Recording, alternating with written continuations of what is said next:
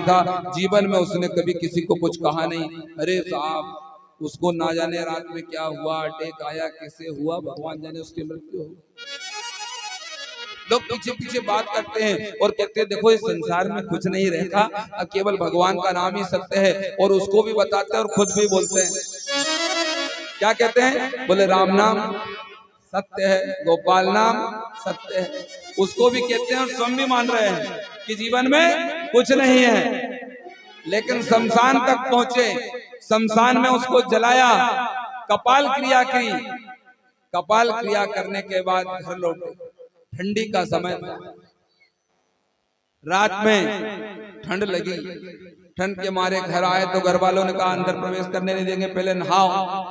बोले हम तो नर्मदा जी नहीं आए, फिर भी माता बहने कहते नहीं अभी शुद्ध नहीं हुए, तुम वो एक बार और नहाए, वस्त्र बदले, कपड़े धोए, इतनी ठंड लगी, इतनी ठंड लगी। अरे भैया कुछ भी हो जाए, जो जाना था वो तो चला गया, क्या करना आपने। तो जो वैराग्य था वो वैराग्य कहां तक जगा? शमशान तक। और शमशान से घर लौटे तो वापस परिवार बच्चों में लग गए, सब भूल जाते हैं। ये सब वैराग्य कहां तक है? बोले शमशान तक। हम उसके पीछे कहते हैं भैया संसार में कुछ नहीं, अब तो केवल भजन ही है। भैया कब भरोसा, कोई भरोसा नहीं संसार में कब प्राण निकल जाए। लेकिन कहां तक? शमशान तक। और शमशान से लौटे वापस अपने अपने काम में लग जाते हैं, सब भूल जाते हैं। कोप कल चले गया, पटेल साहब चले गए, क्या सब लोग याद रखें कि हमारे पटेल साहब चले गए? वो तो कभी सभी इधर आ जाए देखे, अरे भैया पटेल साहब होते तो बात बहुत कर लेते हैं, लेकिन क्या वास्तविक में उनकी कमी तुम्हें महसूस हुई? महसूस तो केवल उनके परिवार को कुछ क्षणों के लिए होती है, लेकिन ये वैराग्य शमशान तक रहकर साथ किसी के नहीं जाता। ये वैराग्य शमशान वैराग्य कहलाता है। एक हो गया मरकट वैराग, एक हो गया शमशान वैराग, और तीसरा है सच्चा वैराग। बोले भैया सच्चा वैराग्य क्या है? बोले सच्चा वैराग्य ये है कि जीवन में सब कुछ पाया, सब कुछ पाने के बाद पूरे संसार को त्याग कर दिया। देखो हमारे जीवन में 4 प्रकार के आश्रम आते हैं। पहला जो आश्रम है वो ब्रह्मचर्य आश्रम है। ध्यान से सुनो, पहला जो आश्रम है ब्रह्मचर्य आश्रम है, और ब्रह्मचर्य के बाद गृहस्थ आश्रम आता है। गृहस्थ आश्रम के बाद आता है वानप्रस्थ, और वानप्रस्थ के बाद आता है सन्यास। तो मानव को चाहिए कि गृहस्थ में रहते रहते रहते ये चारों आश्रमों का पालन करना चाहिए। गृहस्थ आश्रम सबसे बड़ा आश्रम है।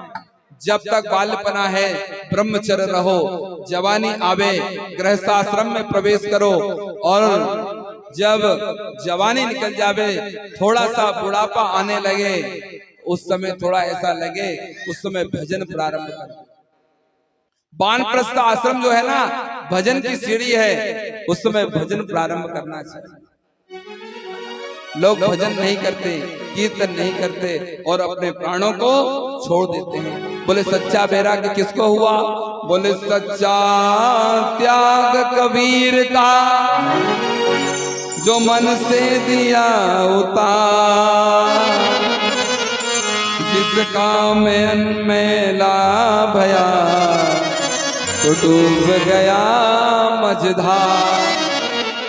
सच्चा वैराग्य तो कबीर का है, जिसने सब कुछ हो गया, लेकिन फिर भी कबीर जी एक ऐसे संत हुए, कबीरा खड़ा बाजार में सबकी मांगे के,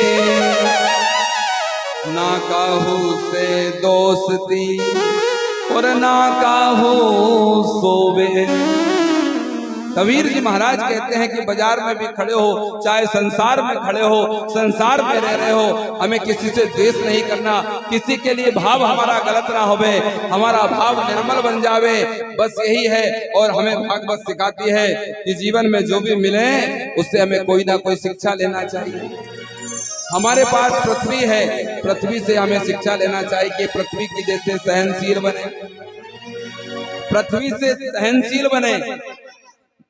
संत दत्तात्रेय थे ना, जीवन में 24 गुरु बने। हमें जो भी सदगुरु मिल जाए, जिससे हमें शिक्षा मिल जाए, उसको गुरु बना लेना चाहिए। गुरु की बड़ी